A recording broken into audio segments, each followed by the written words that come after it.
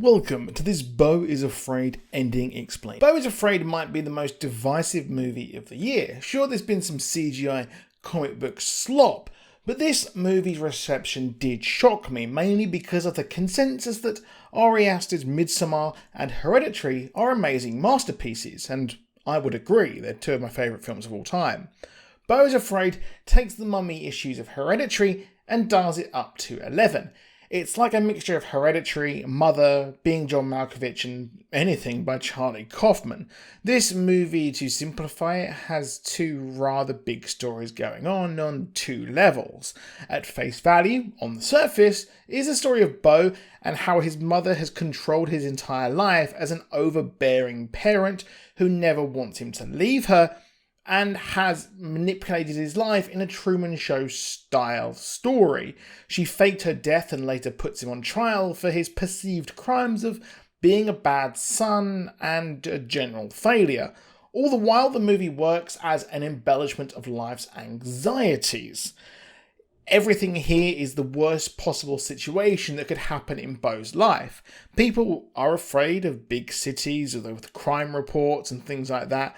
Most notably San Francisco, which I see as a crime-ridden mess, as reported, as I'm on the outside, which is what we see here with Beau, and his apartment and later his adventure is literally someone trying to outrun his own fears. We meet Beau, who is in therapy and has anxiety, as we learn the therapist is the employee of his mother. It turns out that while he lives very far away, his mother, despite being presumed dead, reveals at the end she's controlled his whole life. Almost literally, as we see a wall later in the movie showing employees of her company. I presume it's her company after the father owned it, and they don't go into the nitty-gritty there, the granular. The couple Beau later meet are on there, and we even see the tattooed guy and the childhood love played by Parker Posey, who is just superb as always. Further to this, his apartment is actually controlled by his mother, as the outside looks like a company-owned building shown near the end in a company museum. Beau doesn't know this, as on his phone he has landlady, was it landlord? Anyway, either of the two is listed there. It's clear by the end that in our on the surface story, she controlled him afar. She wanted him to, I would presume, make the place awful, make his life awful, so that he would go back to her.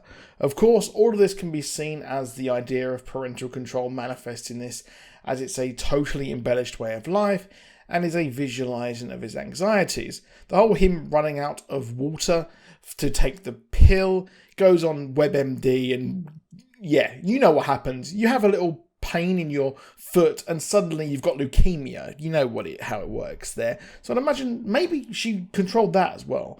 However, from Beau losing his keys and having to go on a Pee-wee's Big Adventure done by A24 to get to his mother, as he believed she died from an accident with a chandelier being beheaded. Something similar that happened in Hereditary, with the mother's head being taken off, and decapitation was a big part of that. Clearly showing this is, well, if it isn't obvious, kind of biographical or autobiographical for Ari Aster. Bruv, you've got to get therapy. All this adventure is controlled, and I believe partly so that his mother can once and for all figuratively get evidence to confirm her thoughts that he is a bad son and control him further. He meets a couple who nurse him back to health, and the wife is a lawyer and says, "Don't incriminate yourself."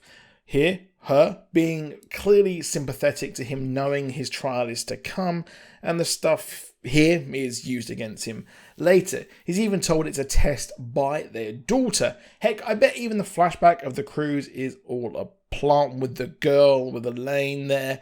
Sort of how Truman became obsessed with the woman he saw a couple of times in the Truman Show, but she was removed from the cast, as Parker Posey as Elaine is an employee.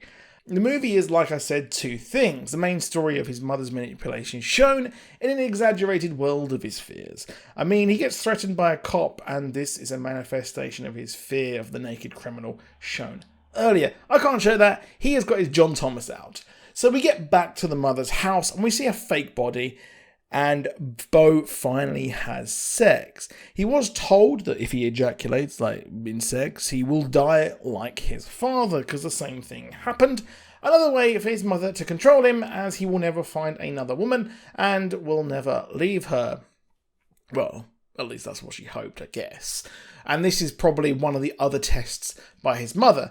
Well, the opposite happens, and Elaine, dies. And his mother saw the whole thing and reveals she was behind this. Patti LuPone is fantastic here, and she reveals that he has a secret brother, and he finds his father. And the bath scene of then him seeing his mother escort someone into the loft, again, attic and things are all used in Hereditary.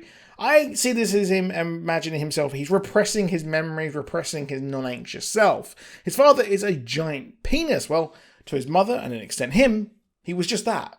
He was never in the life of the son, and seems like he was just used to make the mother pregnant and she can live her life.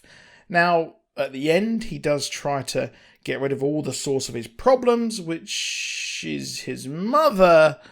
And, she said the world was so dangerous, only she can help him, which, that's what's happened. But he is put on trial for all his anxious, whatever